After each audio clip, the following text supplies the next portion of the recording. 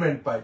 এর আগে মামলা চলাকালীন বললো অ্যাপয়েন্টমেন্টের সংখ্যা হায়ার, কারণ 26,000 চাকরি বাতিল মামলা সুপ্রিম কোর্টে যেটা রয়েছে। ইতিমধ্যে এসএসসি আপনারা শুনেছেন রিটেন স্টেটমেন্ট দিয়েছে সুপ্রিম কোর্টে, এবং সেখানে বেশ কিছু তথ্যগত অবস্থান বদল করেছে এসএসসি, এবং তার জন্য কি পুরো হিসেবটা, অর্থাৎ যা সওয়াল জবাব চলেছে 10 মাস ধরে, তার হিসেব কি উল্টে যাবে?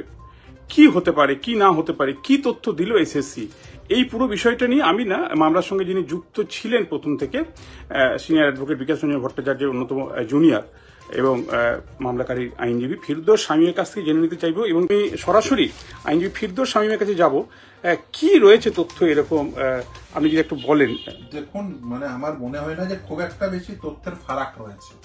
আপনি যেটা করেছে সেটা আগের সংখ্যা থেকে কিছুটা পরিবর্তন করেছে।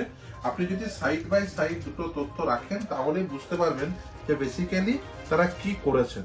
সেটা হলো যে একদিকে তারা এর আগে যেটা করেছিলেন সেটা হচ্ছে 5,485 জন ইললিগাল অ্যাপয়েন্টি রয়েছেন বলে তারা প্রথমে তথ্য দিয়েছিলেন। এই হচ্ছে আগেকার লিস্ট, যেটা দেখবেন আগের দেওয়া লিস্ট, এই আগের দেওয়া লিস্ট, এবং এই হচ্ছে বর্তমানের লিস্ট। অর্থাৎ যে যদি এই দুটো মিলান তাহলে দেখবেন যে সংখ্যাটা পরিবর্তন করেছে। কোথায় সংখ্যাটা পরিবর্তন করেছে? যেমন আগে বলেছিল নবম দশমে টোটাল 808 জন অ্যাপয়েন্টমেন্ট পেয়েছে ওই ওএমআরসির ম্যানিপুলেশনের ফলে, ওএমআরসির ইস্যুতে। এখন কি করেছেন দেখুন, number of candidate out of which war appointed, দেখুন এখানে কিন্তু অ্যাপয়েন্টেড শব্দটা ব্যবহৃত হয়েছে 808, আর এখানে দেখুন রেকমেন্ডেড 796। মানে তারাই বেসিক্যালি তারা নিজেরাই বলছে যে তারা বেসিক্যালি অ্যাপয়েন্টমেন্ট কখন পান? আফটার রেকমেন্ডেশন অ্যাপয়েন্টমেন্ট পায়। এর আগে মামলা চলাকালীন বললো অ্যাপয়েন্টমেন্টের সংখ্যা হায়ার।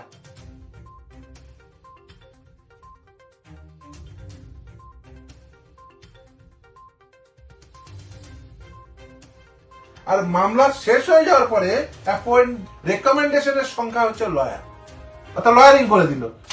প্রথমে রেকমেন্ডেশন হয়, তারপর অ্যাপয়েন্টমেন্ট পায়। মামলা চলাকালীন বললো অ্যাপয়েন্টমেন্ট পেয়েছে 808 জন, আর মামলা শেষ হয়ে যাওয়ার পরে বলছে রেকমেন্ডেশন দিয়েছে 796 জন। আপনারা বলুন এরপরে কি করে যোগ্য অযোগ্য ফারাক করবে?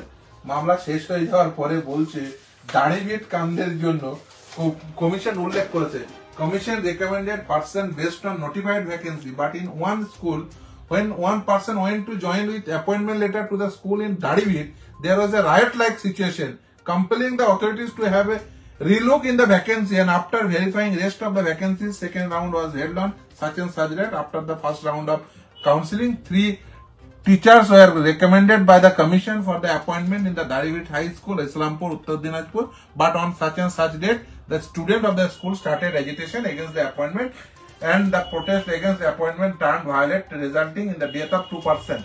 এই যে আমি যে আর্গুমেন্ট করেছিলাম যে দেখুন after second round of counselling সমস্ত কাউন্সিলিং গুলো মানে after expiry of the panel, তার এক্সপ্লানেশন দিতে গিয়ে দাড়িভিট কাণ্ডের উল্লেখ করেছেন।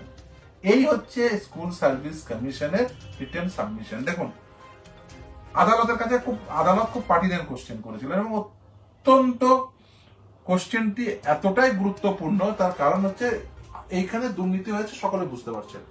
এখন দুর্নীতিগ্রস্ত কতজন মানুষ চাকরি পেয়েছেন সেই সংখ্যাটা তিনটে অথরিটি 3 রকম বলছেন। একদিকে এসএসসি বলছিলেন 5,485, পরবর্তীতে কমিয়ে বলছে 5,303, সরকার বলছে 4,327, আর বোর্ড বলছে 5,189। তাহলে তিনটে সংখ্যার মধ্যে বিস্তর ফারাক। আবার এখন তথ্য দিয়ে আগেকার তথ্য আর এখনকার তথ্যের মধ্যে যে ফারাক, একবারে বলছেন অ্যাপয়েন্টমেন্ট রয়েছে 952 জনের মধ্যে 808 জন, আবার বলছেন না রেকমেন্ডেড বাই দ্য কমিশন 796। এই তথ্যের ফারাকের কারণ কি তারাই বলতে পারবেন। তারা বলছেন যে কিছু ক্যান্ডিডেট ওই কমন আছে, তারপরে তারা সংখ্যা দিয়েছেন, সংখ্যা দিয়ে তারা 5,303টি সংখ্যা দেওয়ার চেষ্টা করেছেন। তাহলে কি সুপ্রিম কোর্টের যে সওয়াল জবাব তাতে কি হিসেবে উল্টে যাবে? এসএসসির এই তথ্য দেওয়াতে কি মামলার যে গতিপথ একটা আপনারা অনুমান করছেন, সেই গতিপথটা কি বদলে যাবে, হিসেবে উল্টে যাবে? একদমই না। আমরা যে আর্গুমেন্ট করছিলাম সেই আর্গুমেন্টটা প্রতিষ্ঠা পেল, যে আমরা বলছিলাম এসএসসি সঠিক সংখ্যা যখন যা আইডেন্টিফাই করতে যাচ্ছে নিজের মতো করে একটা বলে দিচ্ছে। এক্স্যাক্টলি সেটাই তো প্রমাণ পেয়েছে এটাতে, যে দেখুন মামলা চলাকালীন বলছে 808 জন অ্যাপয়েন্টমেন্ট পেয়েছে, আর মামলা শেষে বলছে 796 জন রেকমেন্ডেশন পেয়েছে। আমরা তো এই কথাটাই বলছিলাম যে এসএসসি প্রকৃত তথ্য দিচ্ছে না, এসএসসি গোজামিল দিয়ে তথ্য দিচ্ছে যে দাড়িভিট কাণ্ডের জন্য প্যানেলের ভ্যালিডিটি কি, তার সঙ্গে প্যানেলের ভ্যালিডিটি বাড়া কমার এর কি সম্পর্ক? এই যুক্তি যদি একজন মানে কোন লজিক্যাল মানুষের সামনে রাখা হয় যে এই কারণে ওই বেঙ্গলিতে স্টে ছিল সেই জন্য এই কাউন্সিলিংটা পুরোটাই আমি ডেফার করে দিয়েছি, নবম দশমে স্টে আছে 11-12 ডেফার করে। তাহলে কি এই 26,000 চাকরি বাতিলের যে মামলা, এই যে নতুন তথ্যটা দিল, তাতে কি মনে হচ্ছে এসএসসি আরো বেশি বিপদে পড়বে? আপনি কি মনে করছেন? দেখুন, এসএসসি বিপদে পড়বে নাকি বিপদে পড়বে না এইভাবে মামলাটা দেখছি না। আমাদের প্রত্যেকের লক্ষ্য কি? দুর্নীতিহীন নিয়োগ এবং যোগ্য ব্যক্তিরা যারা চাকরি পায়, এটাই তো লক্ষ্যে চাকরি প্রার্থীরা মামলা করেছিলেন যে আমরা যাতে অ্যাপয়েন্টমেন্ট পাই অ্যাজ পার আওয়ার মেরিট। চাকরি প্রার্থীরা যারা, আমি যাদের হয়ে পিটিশন দায়ের করেছি, তাদের প্রত্যেকের একটাই বক্তব্য যে অ্যাজ পার মেরিট চাকরি দাও। চাকরি দেওয়ার ক্ষেত্রে যোগ্যতাই হবে একমাত্র নির্ণায়ক। এই ক্ষেত্রে যোগ্যতা একমাত্র নির্ণায়ক হয়নি, সেখানে অযোগ্যরা চাকরি পেয়েছেন। এসএসসি আজকে সংখ্যা যাই বলুন না, 5,303 বলুন আর 5,485 বলুন, সংখ্যাটিতে যাই হোক না কেন, আসলে দুর্নীতি হয়েছে এটা স্বীকার করে নিয়েছেন। সরকার 4,327 জন বলে দুর্নীতি হয়েছে এটা স্বীকার করে নিয়েছে। এবং শুধু তাই না, সরকার বলেছেন সুপার নিউমেরিক পোস্ট ক্রিয়েশনের সময় তারা নিজেরাই স্বীকার কগনিজেন্স নিয়েছেন যে হ্যাঁ গোটা রাজ্য জুড়ে ইলিগালিটিস হয়েছে, তারপরে তাদের বিরুদ্ধে কোনো ব্যবস্থা নেননি। অর্থাৎ সরকারও স্বীকার করছেন দুর্নীতি হয়েছে, বোর্ডও স্বীকার করছেন দুর্নীতি হয়েছে, অথচ তারা সংখ্যাটা এক একজন এক এক রকম দিচ্ছেন, তাদের সংখ্যার কোনো সাহায্য। কিন্তু এই যে সংখ্যা এসএসসি দিল রিটেন স্টেটমেন্টের আকারে, নতুন যে তথ্যের কথা আপনি বলছেন, এতে কি এটা পৃথকীকরণ করা সম্ভব হবে? যারা মেধাবী, যারা যোগ্য, তাদের চাকরি কি অক্ষত থাকবে?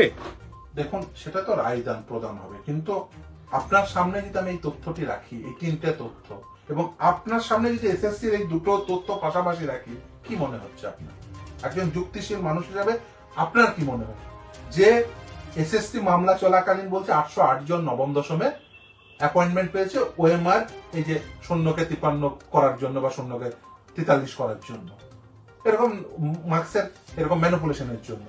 মামলা শেষ হয়ে যাওয়ার পরে বলছে না না, আমরা 808 জনকে রেকমেন্ড করিনি, অ্যাপয়েন্টমেন্ট দিইনি, আমরা বলছি যে 796 জনকে রেকমেন্ড করেছি। এই যে তথ্যের আসলে তারা নিজেরাই পরিবর্তন করছে, অন্য কেউ তো তথ্য দিয়ে পরিবর্তন করলো না, এসএসসি। আমরা তো এক্স্যাক্টলি এই কথাটাই বলছিলাম, যখন যেমন করে পাচ্ছে তখন সেরকম করে তথ্য দিচ্ছে। তার মানে কি, তারা সঠিক করে, তারা নিয়োগকারী সংস্থা, তারা তো সঠিক ব্যক্তিকে নির্বাচিত করবে। কতজন যোগ্য রয়েছে তারা তো বলবে। তারা যদি সঠিক ব্যক্তি নির্ধারণ করতে না পারে, তাহলে কি করে সম্ভব হবে সেগ্রিগেশন? সেগ্রিগেশন করতে গেলে তো তাকে